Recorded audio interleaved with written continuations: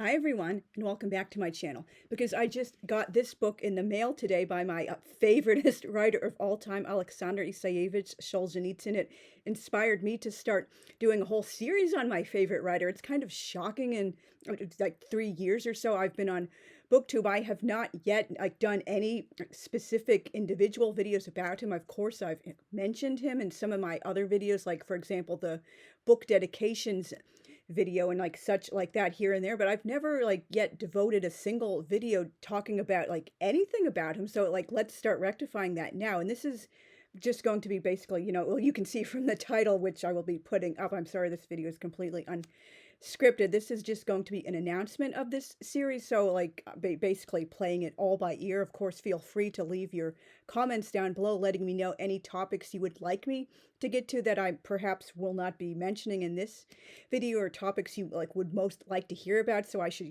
prioritize them. Now, first and foremost, I will be talking about who Aleksandr Isayevich was, his biography, things like that. And now, I don't think I could really do a ranking his books video because I just love all of them. Well, almost all of them. His final book, unfortunately, that's like a whole cluster. What I'll be doing a separate video about that. But pretty much all of his books, I just love them so much. It's hard. Like for example, I have a Hermann Hesse ranking video, but for Aleksandr Isayevich, how could I choose?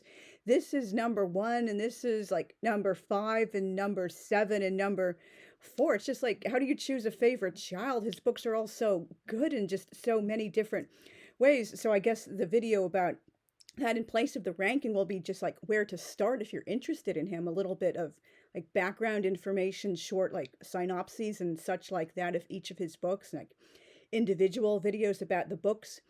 Of course, how I discovered him, I will remember that day for the rest of my life, the 29th of December, 1995, shortly after I had turned 16. It was just one of those moments you just know, an epiphany from and that wasn't even the book of his I was planning to get in the library, but the First Circle was the only book of his there. And so I just started reading it. And from the first moment, the first line, I just knew, even before I knew, it was like an eerie, epiphanous feeling. I knew he was going to become my favorite writer, and I was just hooked on him from then on out. I even skipped lunch to read his books in the library for the rest of my sophomore year, and I continued reading his books on the little playground near the school for my lunch. Well, obviously I'm getting ahead of myself. I just love him so much.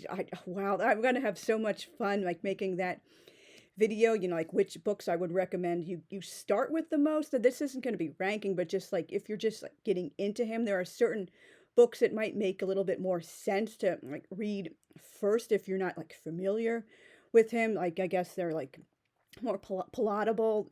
They're shorter, I guess, less intense. He was very intense. This is only the first of 4 volumes of this particular book, and this book is also part of a series, a cycle called The Red Wheel, and each book is called A Knot. There's also August 1914, November 1916, March 1917, which has the 4 volumes, plus April 1917, which has 2 volumes. And as of the date of this video, who knows, something might change in the near future, but probably not, looking at the best-selling stats. There's an April 1917, which is not yet translated into English. His grand plans had been to make it at least to 1922, but sadly the Grim Reaper took him away before he could complete those ambitious plans. And speaking of the Red Wheel, I will be doing at least one video talking about why I feel there's lots of good stuff in here. I love him. I can't wait to start reading this one, but it's just, if you're interested in him as a writer, historical fiction, or Russian historical fiction, Russian history, things like that, sagas with ensemble casts, it's just not what I personally would recommend you starting with, for just so many reasons. Well, I'll get to them in that video, but it's just I don't really feel this is representative of who he was. He wasn't a historical researcher, he wasn't a historian, and so there's just a lot of formatting choices in here. For example, he'll frequently interrupt the narrative to dump in, believe it or not, long Duma transcripts or miniature research papers, instead of just sticking to the fictional characters and the real life historical characters who are also part of this book. I mean, it just feels he needed, I guess, a better like editor or something like that, or just more experience with writing historical fiction. But I'm not like downing this book or the Red Wheel Cycle at all. It's just like not what I would recommend if you're just getting into him. And I will be doing a video based on a recent blog post about, unfortunately, his like final book, which is slated for an English translation in 2026. But the way things are going now with like the terrifying rise in anti-Semitism all over the world, it might be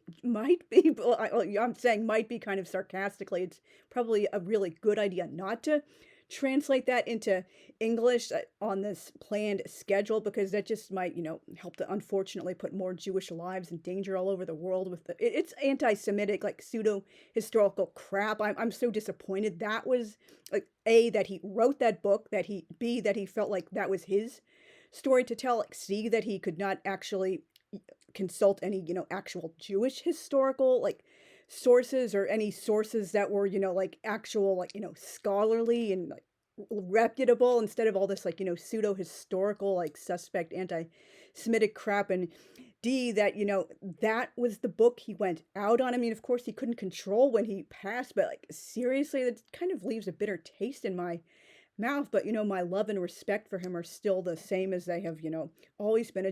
I'm just so disappointed that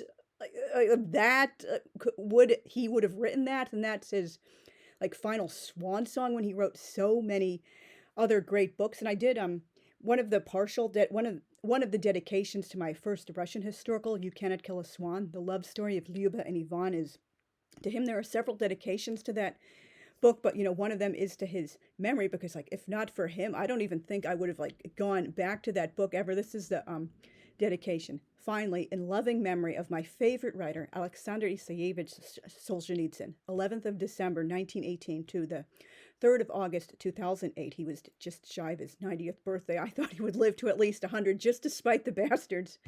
Had I not discovered his writing on the 29th of December, 1995, and instantly taken him into my heart, soul, and mind as my favorite writer and one of my heroes, it's doubtful my Russophilia would have been reawakened so powerfully, and thus inspired me to return to this juvenile story in the fall of 1996, imbuing it with all the Russian culture and history which had previously been almost completely absent.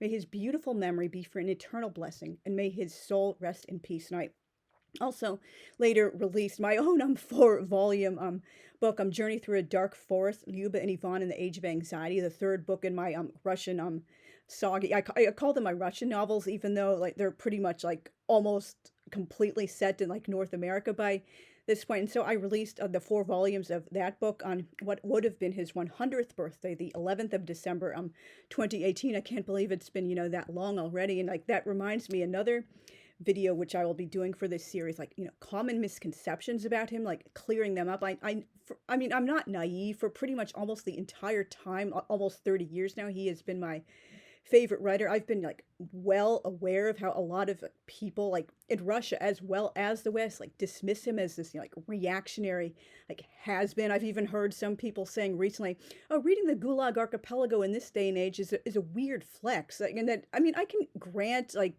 not all of his like facts and sources he used are so like accurate, but like who could blame him? Like the Soviet Union, all these archives were closed, particularly to like, someone the state was trying to shut up, and he wasn't allowed to publicly publish like just about anything under that oppressive system. And a lot of things he admits he gets them from like stories and like talking to people. He was not working with like historical archives or anything. And I also know like a lot more has come out since the archives did open. So I guess there are more like, I guess, up to date, more detailed, like accurate books about Gulag, particularly from like a wider range of like subject, getting back to like the 200 years together debacle. He doesn't really mention at all like Jewish prisoners in the camps, or like the Stalinist like repression, or just like general Soviet repression of like religious Jews, or even like cultural Jews and how they fared in the camps. But of course that was kind of outside of his like realm of experience. Of course he's only going to be pretty much talking about like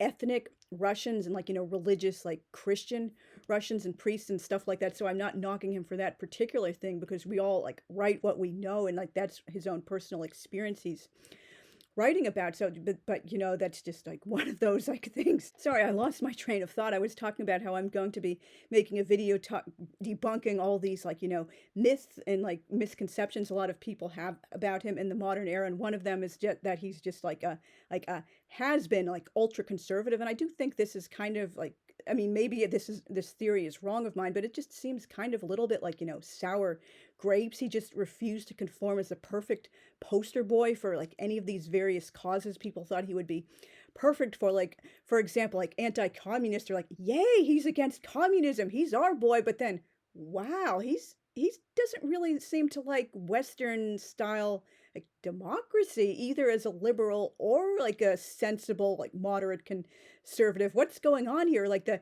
tankies are like, oh, he's anti-communist. No, no, no, he can't be for us. Or like some people just for so many reasons he you couldn't really put a label on him, so he never could conform perfectly as a poster boy. And I personally happen to share his view, you know, like liberal modern like Western style democracy doesn't really work so well in Russia for like many historical and like cultural and social factors. I'm obviously not going to go into too much detail about that. I mean, I'm certainly not nearly as like far right or conservative as he was about Russian politics, but I do feel like the best for Russia would have been like a constitutional monarchy with like eventually a constitution. I explore this a lot more in my alternative history in Alexei Lived, in which Russia is the monarchy is restored and they do become like a constitutional like monarchy. But you know, again, like he just had so many views that seemed like out of step with the modern West, and maybe a little bit like, of course, he had lots of.